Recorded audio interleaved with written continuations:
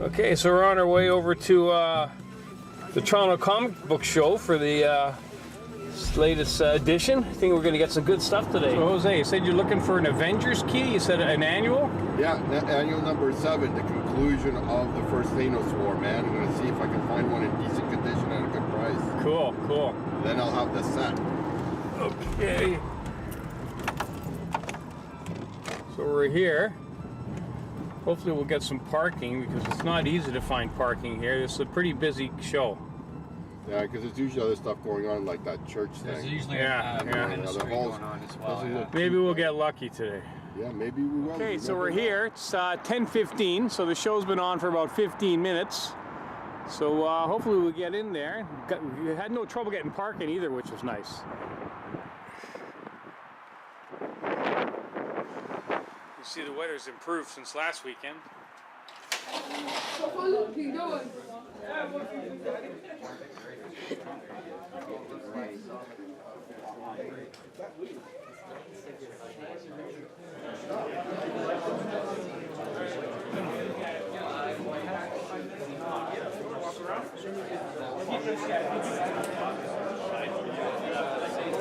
I've seen a few things. Just to throw out too much yet?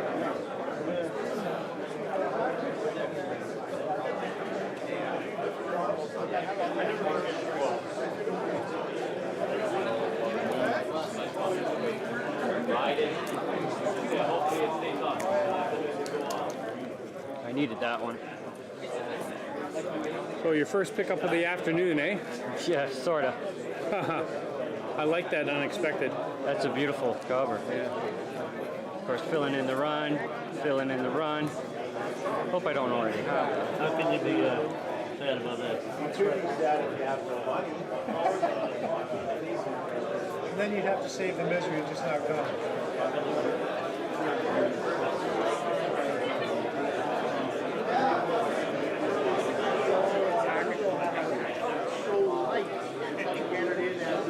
This is my first purchase of the day. Really? My first. Nice Stranko cover. I know.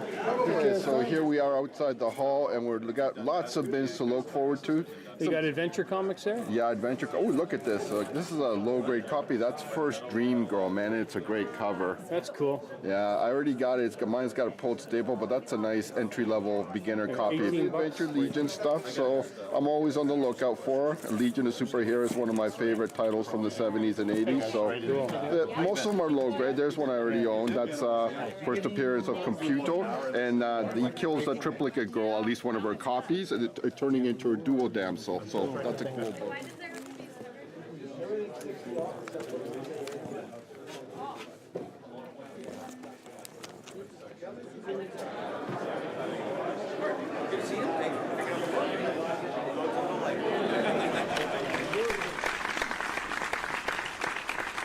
Yeah, another comic book show, Toronto Comic Book Show, just came and went. Did you like that footage? Yeah, that was great footage. It's actually, it keeps going from strength to strength. There's more people every time, and these are serious collectors who are looking and hunting for books. And For sure, yeah. It's a great experience. Actually, I don't know about you guys, but personally, quantity-wise, my best con. I picked up over 24 books, and we're going to be featuring them in flights because I picked up so many. Rare for a key guy like me, I basically went all in on small issues. You certainly did, and the good thing is, actually, I picked up a few books at this Toronto Comic Book You Show. did? Did ya? I did. Crazy. Wow. Unlike the last one, I did not come home empty-handed. I'm actually jealous of some of the ones you got, actually. You picked up a couple of dozen books yourself, didn't you? I went nuts, too. Yeah. I could not stop myself. Yeah. So we got a jam-packed episode. Of course, it's been hectic lately. There was not only that, of course we had the May 4th. Yeah. You know? In addition to Toronto Comic, that's why we haven't had an episode up in almost a month now, because May is such a busy month. There's so much going on. In addition to the Toronto Comic Book Show, and I hope you like the footage we just saw here, we also had the May 4th weekend, which is, May the 4th be with you, the Star Wars weekend. So there was a massive party downtown at the Rec Room. If you remember from last year's May, it used to be at the Hard Rock Cafe. The Hard Rock Cafe is no longer there anymore, so they put on a very large, very well-attended Star Wars party at the Rec Room again, which is downtown Toronto. A lot of characters showed up. The 501st Legion was there. I was put on by Sean Ward, who's been doing this for quite a few years there. You had the folks from the Space Channel there, so it was a really, really fantastic time. And in addition to that, on Saturday, every single Lego store had a Star Wars extravaganza as well. So that was going on. We were there, making an appearance there. Yeah, because we could go on and on, folks. I think you get the idea. While I'm talking about this, I'm also showing footage of the Lego store as well, because I mean there was a really good turnout there as well, and we were all there in full force. They're giving away some gifts and some free prizes. Kids love the Star Wars figures, so Also, don't forget our run again in the East End to movieposters.com, where Yes. we picked up something nice. We each did, didn't we? I forgot to mention that. Yeah. Mike and Jose Agnew for the first time came to the Movie Poster Warehouse with me, aka movieposters.com, and we picked up a really nice Flash Gordon poster, which we're not going to show you this episode. We're going to save it for a later date, but Yeah. suffice to say, It's a jam-packed episode, folks. it's a jam-packed episode. It really is. So let's not waste any more time, Jose. We're going to start with you. And what are we starting with here? What are we doing? We're doing flights of 4 books. In this segment, I'm going to go through some of the more interesting titles picked up at the last Toronto Comic Book Con. I had my biggest score quantity-wise, so let's get to it. Of course, this is a modern book. We'll start with the new here. This is Phantom Lady One Shot from Veritech Publications from 1994. One of my favorite. I love this guy. Of course, A.H. Adam Hughes. This is his take, his swipe on the Phantom Lady. Yeah, the classic swipe of Baker's classic headlights covers that drove Dr. Wortham so crazy, and it was one of the main cases used in his book, you know, the seduction of an innocent. Yeah. I love his take on it. I may never own a Matt Baker Golden Age Phantom Lady book, but I guess if you're going to go the next best thing, paying up $20 from a young dealer at the con, you know what? This book reprints Golden Age stories, of course, from Phantom Lady and All Top Comics. You know, $20 Canadian, $15 US. In the Overstreet Guide in 9.2, it's a $12 US book, which is $15 Canadian. I love it. Adam Hughes, another one for the collection. 20 bones, right? Yes, 20 bones. Of course. Now, something a little bit interesting. Here we have Destroyer Duck #1, Eclipse Comics. Now, Destroyer Duck was an anthology comic book published by Eclipse Comics back in February of 1982. It's, of course, as well the title of its primary story, written by Steve Gerber and featuring artwork from that genius, cover art by Jack the Man, Jack Kirby. Yeah, of course, this book was published as a way to help Gerber raise funds for a lawsuit he was embroiled in at the time, of course, in which he was battling industry giant Marvel Comics over the ownership rights of the character Howard the Duck that Gerber had created for the company back in '73. Now, issue #1, of course, as you can see there, is labeled the Special Lawsuit Benefit Edition, and is notable for containing, of course, the first appearance of Sergio Aragon's Gru the Wanderer. Yeah. It also features additional stories by Mark Evanier, Dan Spiegel, Sherry Flanagan, Martin Pascoe, and Joe Staten.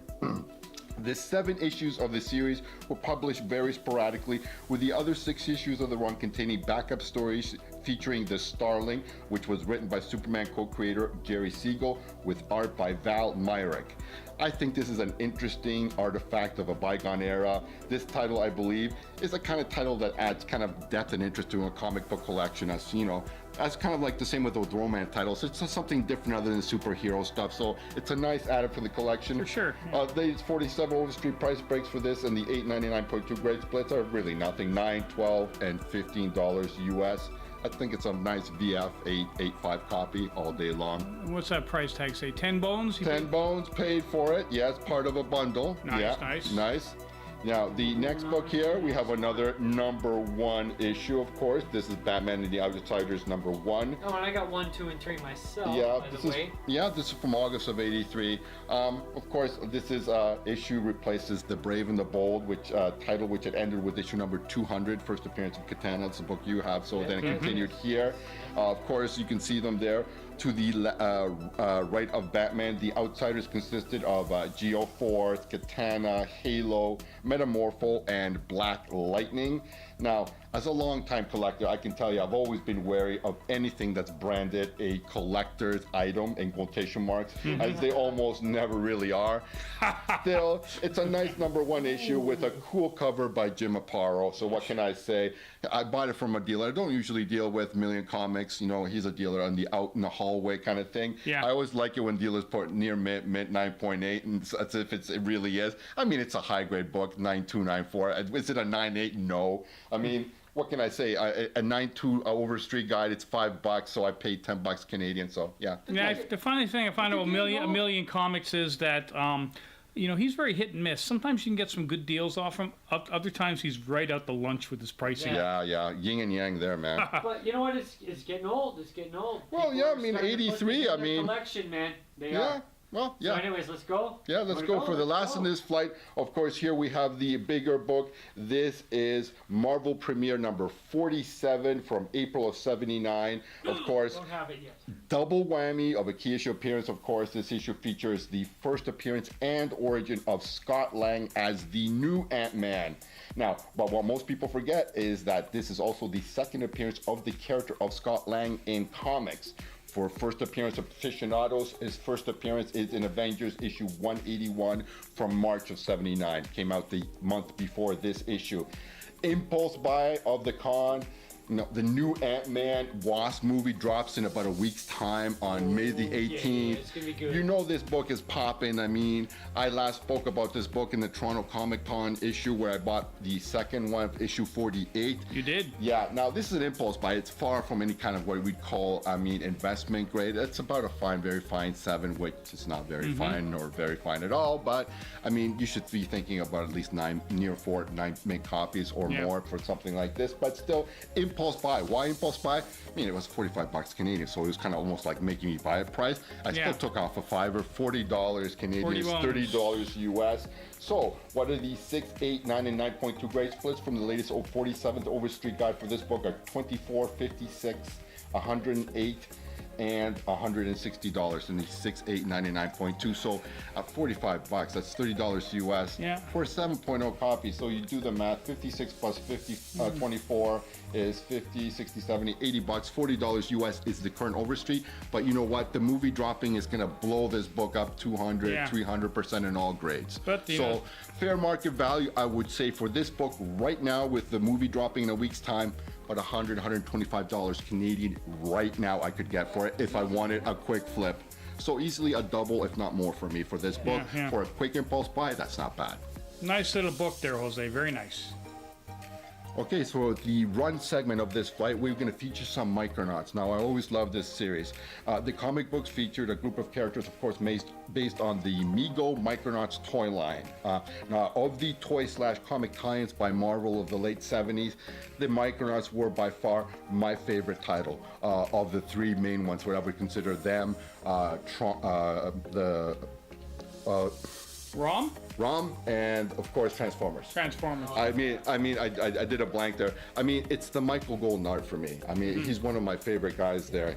Yeah, that caught my attention and it never let go. I don't know if we feature the #1 book. I think we all 3 have it. It's a great book. It introduces Baron Karza, one of the badass villains of Marvel yeah. Comics. I mean, very Darth Vader-ish. I mean, but it's a really cool villain, and you need that in a series. Now, I never collected ROM or Transformers. That it really never did anything for me.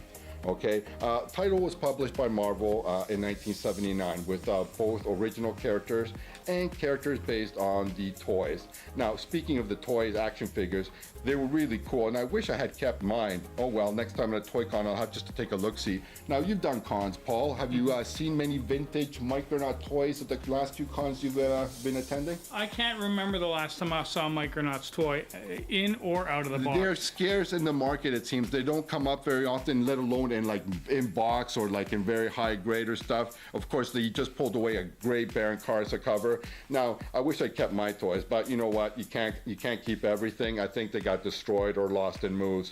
The first series ran from January of 1979 to August of 1984 and included 59 issues. The series was written by Mill Mantlo and featured art, of course, by Michael Golden. Michael Golden. Yeah, Micronauts, along with Moon Knight and Kazar the Savage, actually became one of Marvel's first ongoing series. Yeah, to be distributed exclusively through comic book stores, beginning with issue number 38 in February of 1982.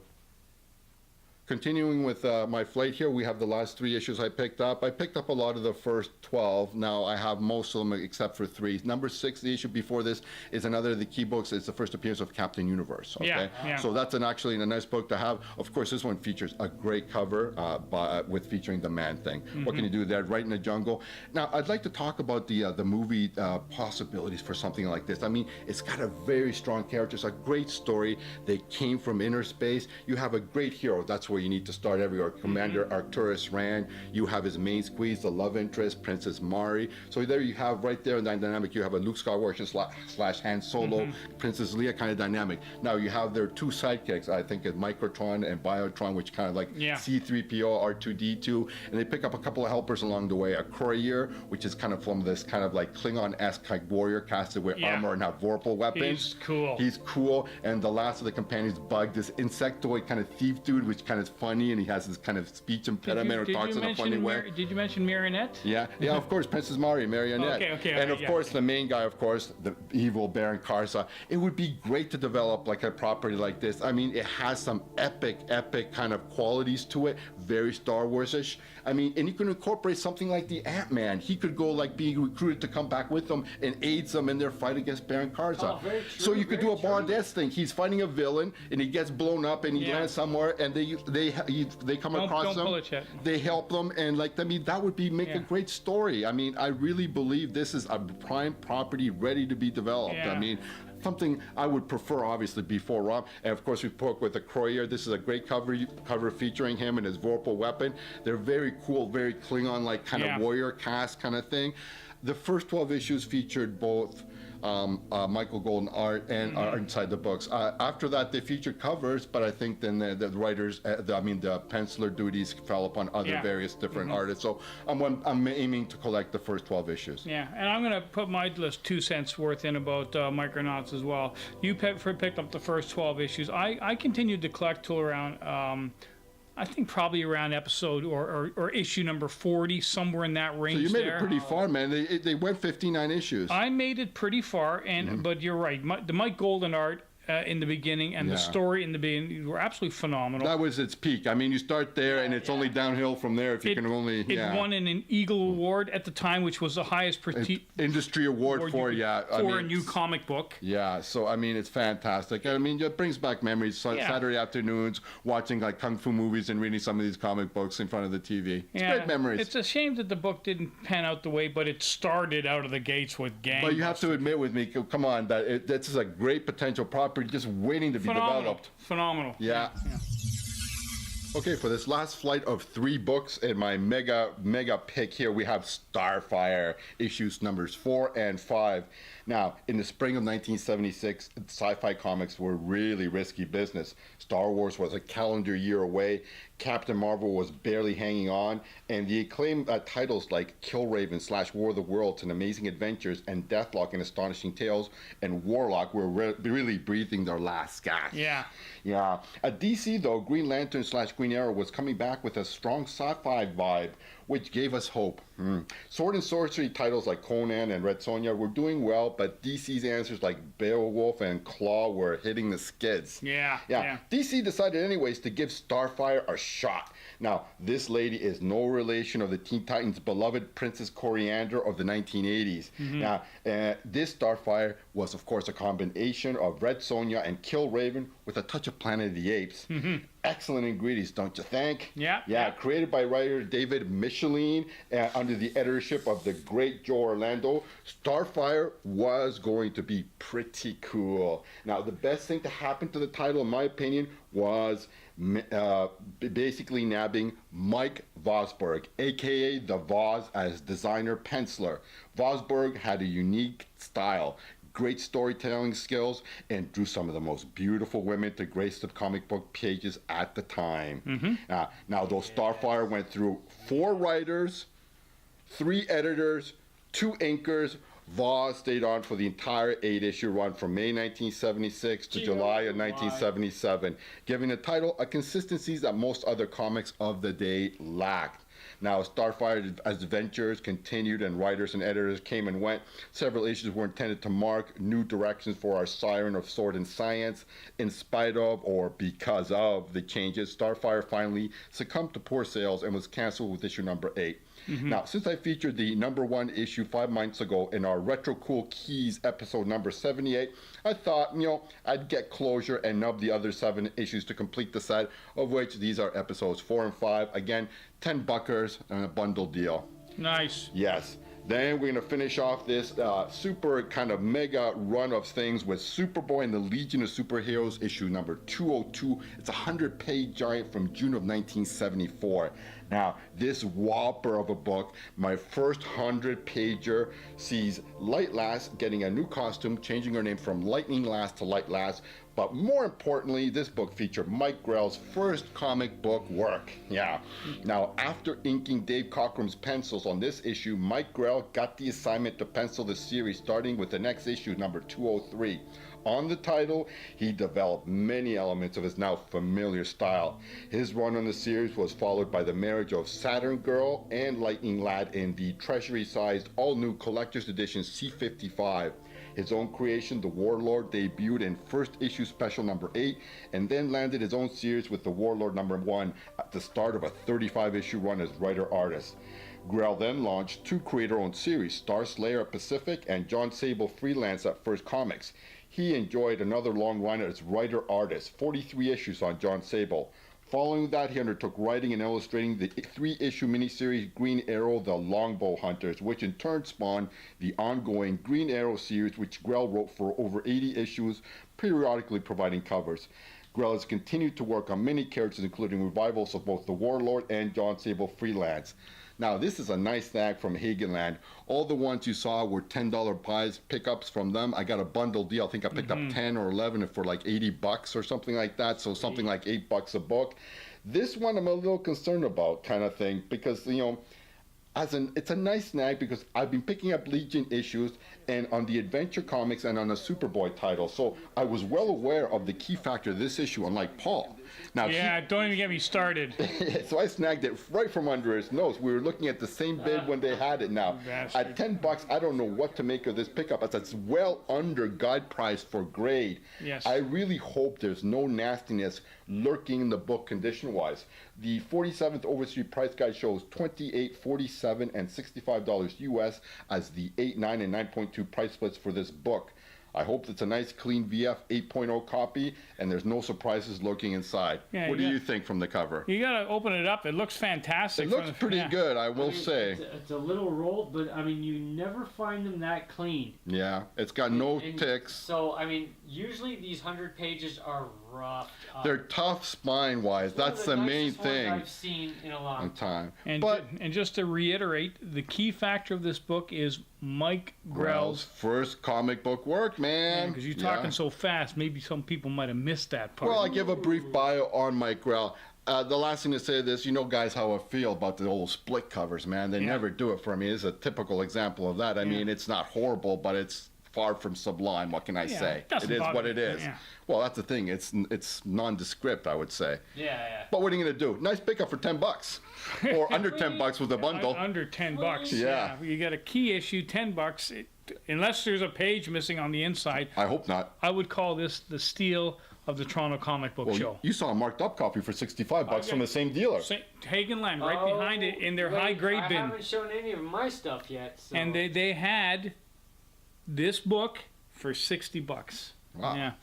Anyways, fantastic start, Mike Jose. So those are some really spectacular books you picked up at the Toronto Comic Book It's a Show. lot of minor key books, but I paid up good prices for them. Nice.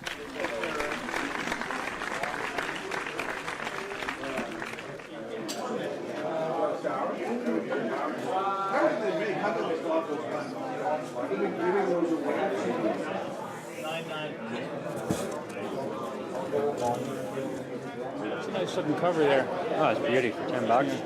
And I just, I'm gonna grab this one. I'm out of money. $10. $10.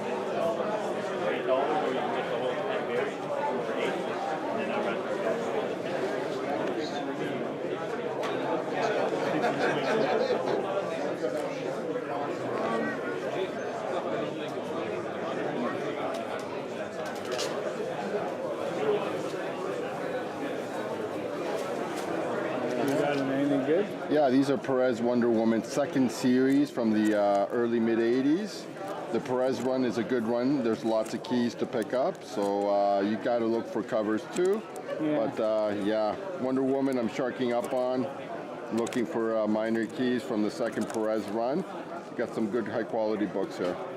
Cool.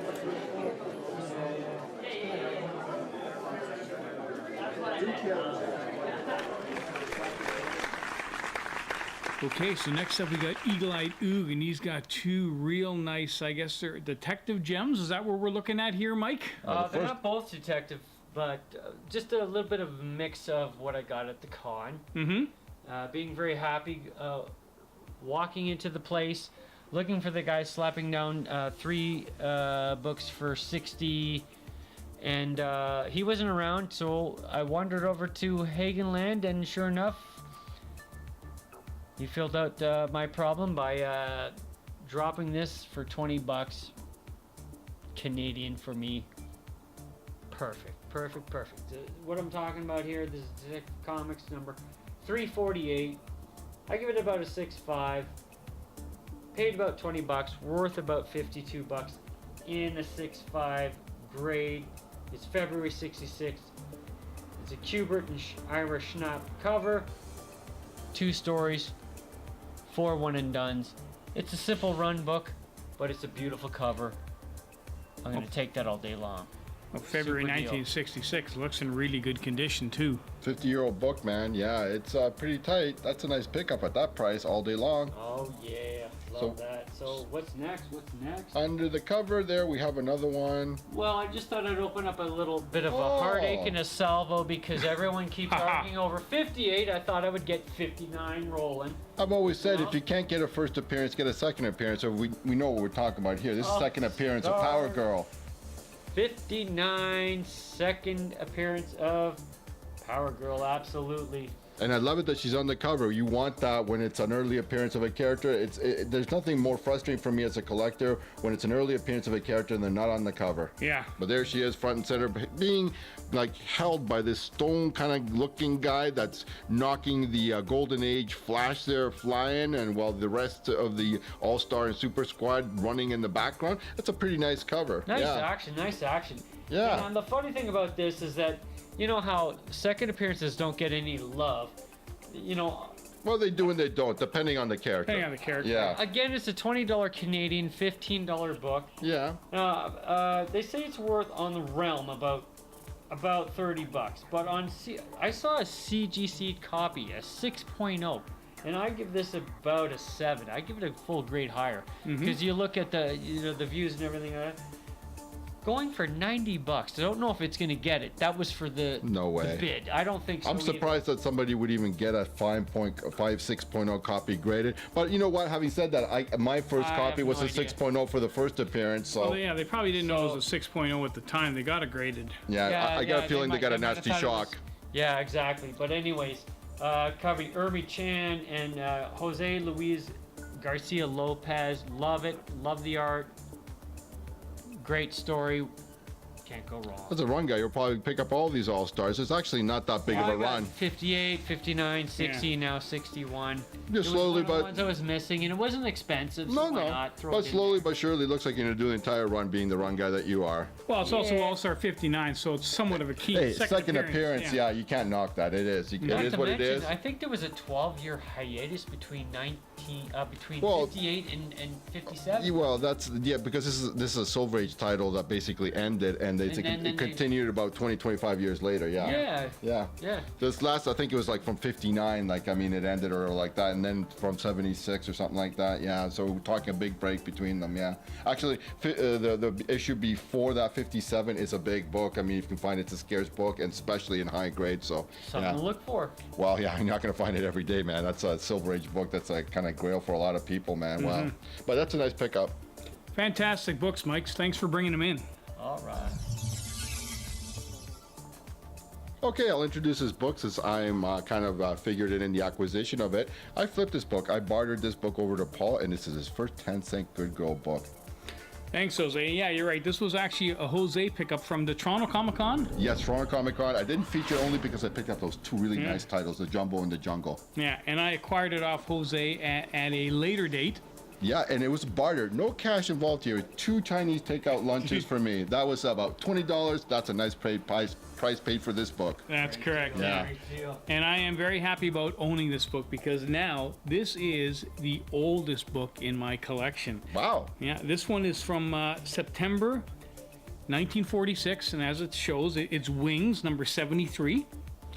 And the nice thing about this book, it's a compilation book. It's got a bunch of different war stories. Yeah, it's anthology titles. Anthology title. You got Captain Wings, Jane Martin, Grease Monkey Griffin. Who else is on the cover there? Ghost Squadron and Suicide Smith. Yeah, so there are a lot of different stories in the book, and yeah, a really fun read. And I just love the fact that I own something now from 1946, which makes it how old? Wow, over 70 years old. 70-year-old book. So yeah, it's kind of one of the prides of my. And you can see by the pages. I'm showing some of the interiors here.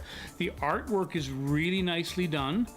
Stories are kind of interesting. It's obviously it's of its time, and yeah, I'm really happy about it. Well, it's actually interesting because these both the Fiction House titles, Wings and Fight Comics, they started basically the number 1 issues came from like 41 with the start of the Second World War. Yeah, of course, right. and the runs were quite big runs, and they went obviously well past 1945. Eventually, Captain Wings, instead of fighting the Nazis and the Axis powers, would end up fighting the Red Commies and UFOs. You know, what kind of thing for Yeah. you know that atomic age time post 1946. You know, Yeah. from 46 to 56. 50 sci-fi. Yeah, we're basically sci-fi and adventure and romance and horror, rain, superheroes took a backseat. This is emblematic of that time. I've started collecting Good Girl covers. I've given Paul his first Good Girl cover. Yeah. That's technically Golden Age, or people call these Atomic Age titles. Yeah. But it's a great cover. It's got great cover appeal. Grade-wise, it's a little bit lower. It's something around the 4.45. I'd agree. But that, you know, guide price, I think, off the top of my mind, you're talking something around $40, $45, $50 US would be fair market value for a title of this quality in this condition. Exactly. And the one thing you'll know about these older Golden Age War titles is in the high grades, like the 9.4s, the 9.6s, they are very Well, expensive. if they even exist, I mean, a lot of these ones, depending on the title, there may not be something as Yeah. far as high as grading a 9. I mean, you might be something looking Yeah. at an 8. But it all depends on how big the title, and when it comes to these things, it's cover appeal. Yeah, Like, how yeah, good is the yeah. cover? So assuming you could even find one in a 9.4, and like you said, they may not even exist, you're going to pay $500-600 for them. At a start, actually, that's low. Yeah. For these things starting with a 9, I've seen examples go for $1,000 Yeah. and more. But as you get down to the mid grades, they drop like a stone into like the $40-50 a cover. I range. think the sweet spot is around something around the 6, something a little Yeah. above or below that. You can usually find them for around the $100 range. It's a fair market. Maybe a little bit more, $1.25, $1.50 for the nicer covers. But Yeah. I mean, that's a good kind of guide if you're Yeah. looking for around the mid-grade copy. Exactly, and just to give you a sort of an idea what the prices for this book are worth, again, this is coming from the comic book realm, so take it with a grain Okay, of salt. well, let's. I'm just going to give you the grades in the 9.2, 9, 8, 7, and 5 grades. So you're looking at 375, 365, 327, 211, and then you get down to about a 5. You're looking at about $70 to $75. So they're being just under a 5. You're still looking what? The better part of $60-65 US. Exactly. Wow, I should have had a sit-down meal for this book. I'll buy you another meal. Okay, good, done. Anyways, thanks for bringing it in, Paul. You're a great guy. Hey, thanks.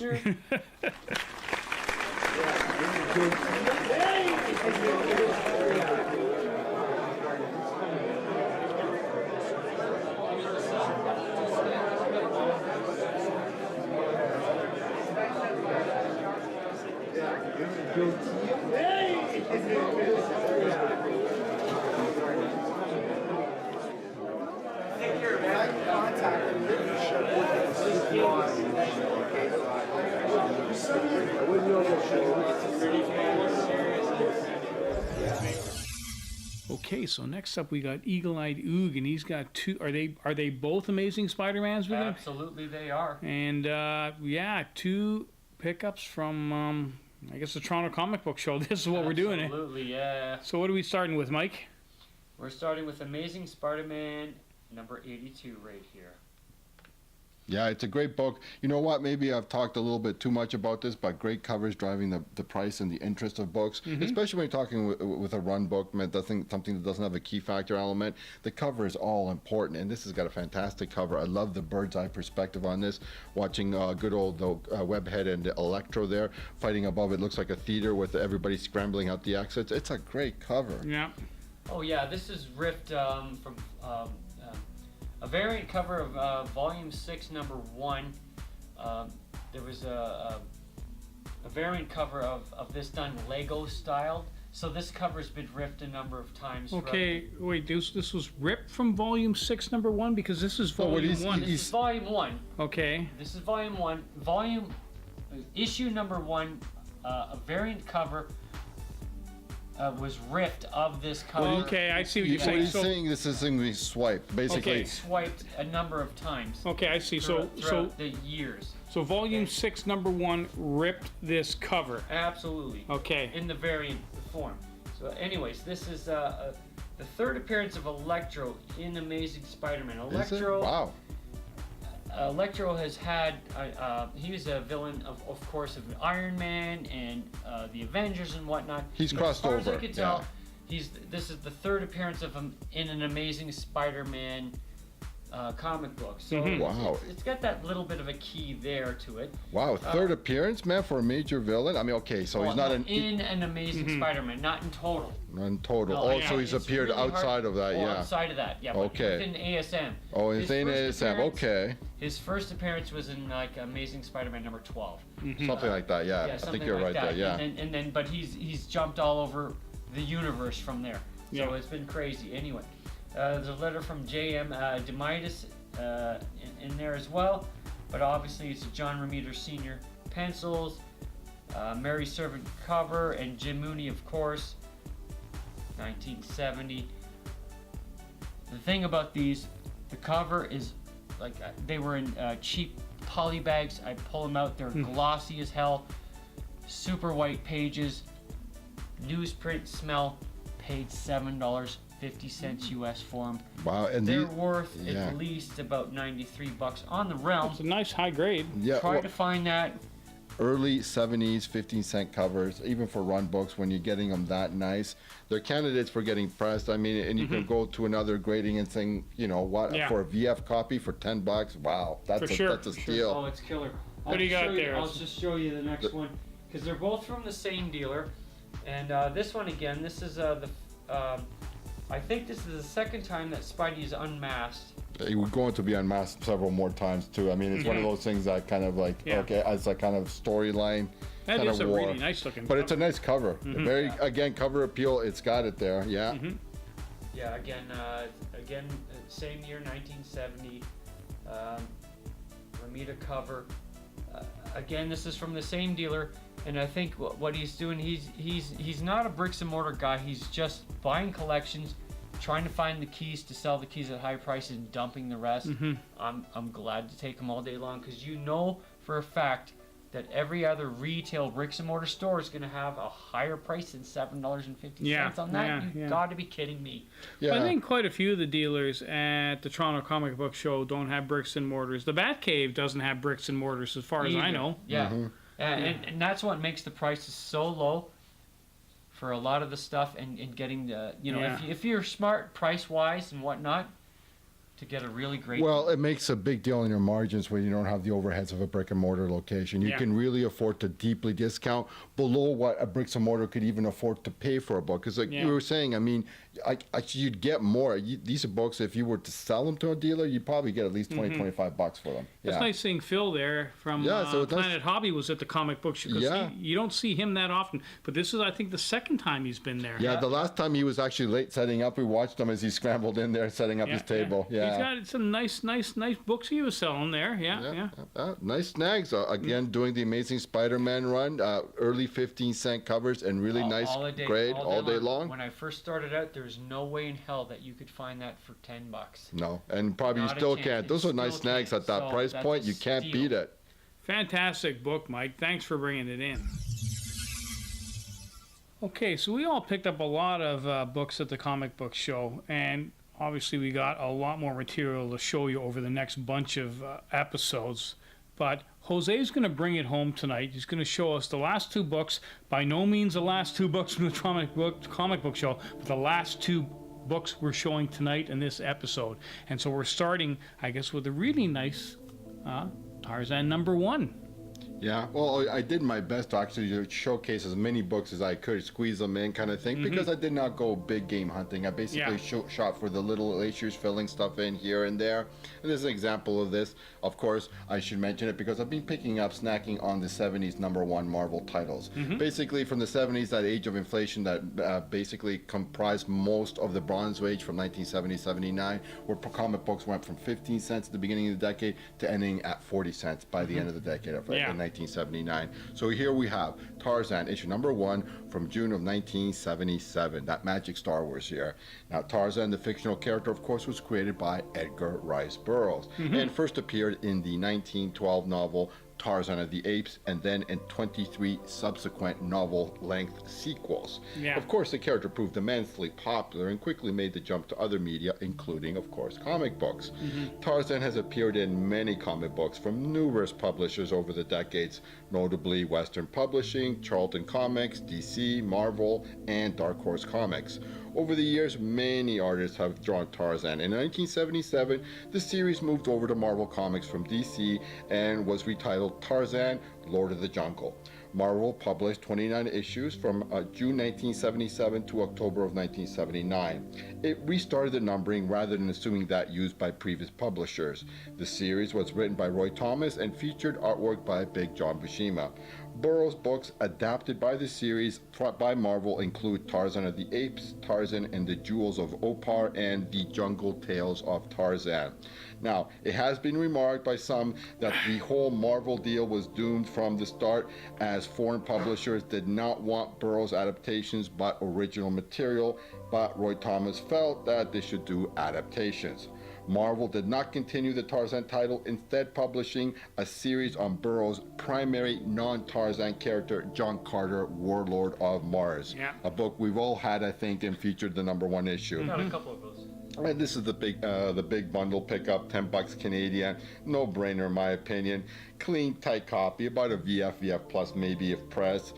Like I said, lately I've been really snapping up the 70s #1 Marvel titles, and it's got a nice action-packed kind of covered by John Buscema, so it offers a lot for a mere tenner. For sure. Of course, this is the main appetizer to the mass book that I'm featuring here for this episode, and of course, if we can get to it, Jungle Comics issue #105 from September of 1948. So yeah, this Fiction House Golden Age book featuring a striking cover featuring B-list Tarzan wannabe Kanga. Much like Tarzan, his parents were killed by wild beasts in the jungle, and the boy who would come to be known as Kanga was saved from death and raised by a she-ape. When a young aviatrix named Anne Mason crashes in his jungle and is taken by slavers, Kanga saves her, and she in turn introduces him, well, as far as he'll go anyway, to civilization. Together, they have what you would call your basic jungle lord and his lady type adventures together.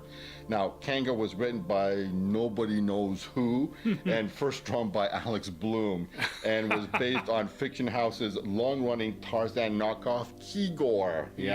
His stories appeared from 1938 to 1953 in a pulp magazine by the title of Jungle Tales. Now, in 1940, when Fiction House decided to give comics a try, one of their first ones, of course, was based on Jungle Tales, entitled Jungle Comics. Just as Jungle Tales starred Kigor, Jungle Comics featured Kanga, or really Kigor, just with the names of the two main characters switched around. Either way, both were just blatant rip-offs of Tarzan. Only Kigor and Kanga were blonde, and none of their writers had anything even close to the imagination of Edgar Rice Burroughs. For sure, Now, still, nevertheless, I can't seem to resist their good girl covers, and this issue's cover featuring the Red Witch of Ubangi-shan by artist John Solardo makes a cut as far as this collector is concerned. Now, condition-wise, let's get into it. There is nibbling around the edges, and there's some dust staining too. There's 2 large vertical creases with color break along the top right-hand corner, and you have the usual moderate spine wear along the spine, making this overall bottom line about a VG 4.0 copy, much like Paul's Wings book. Yeah. Now, still, nice pickup from our loyal customers here from the Bat Cave at the Toronto Comic Book Show. Nice. If you're a regular con, and we consider the kind of the Toronto Comic Book Show our local, it's kind of our con, we've made it our own, you're going to get more than the usual 10% discount from a lot of the dealers. The Cave gave me 20%, which brought it right in line. He had $75, he brought it down to $60, which is about $45 US, which your current exchange rates, which, as far as the 47th overseas price guide for this book, issue 105 in the VG 4.0 grade, is $46 US. So I paid right at guide. Again, perfect. Yeah. If you should happen to have a higher grade copy, the 6, 8, 9, and 9.2 splits for this book,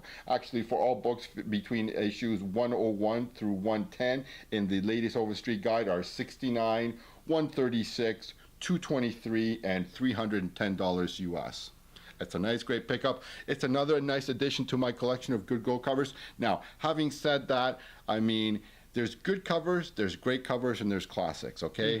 The ones I featured, the Jungle and the Jumbo, those were great covers. Yeah. This is a good cover. Yeah. Okay? But that, again, comes down to personal opinion, preference, and it's relative, but I mean, still a solid pickup at a good price, right on guide. A pretty good episode here. We've shown 2 Golden Age books. Oh, yeah. Don't get used to it, loyal viewers.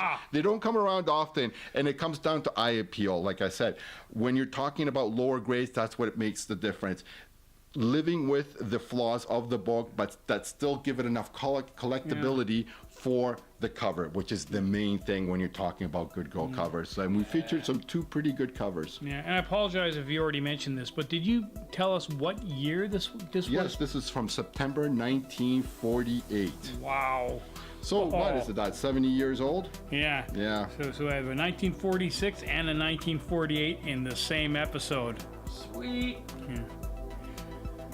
Well, that was absolutely spectacular. I don't know about you, but I thought those were some great books we showed tonight. Actually, I've done another first. I think I featured the most books ever, man. Wow. In an episode in 2 years, wow. I feel like I've run a marathon. That's a lot of titles to feature. That, I need a tall glass of water right now. You're dry. that opening sequence exhausted the hell out of me, that's for sure. But anyways, guys, if you like what you saw, sorry about being so long-winded, but if you like what you saw, leave a comment, because we love reading them. And hope you liked the footage we showed from this year's or this latest Toronto Comic Book Show. And we will see you next time. And if I'm not mistaken, the next episode we're going to be doing is a CGC extravaganza. You either are or about to get a bunch of CGC books from Retro Rare Collectibles. Already picked them up. These are my submissions from last year, from the fall-winter 2017. Yeah, so those of you who have been saying we don't show enough CGC books, hang on to your hats. The next episode is going to be unbelievable. The episode you're all waiting for. Okay, guys, so see you next time. Hoi hoi, happy collecting. Yes, yes.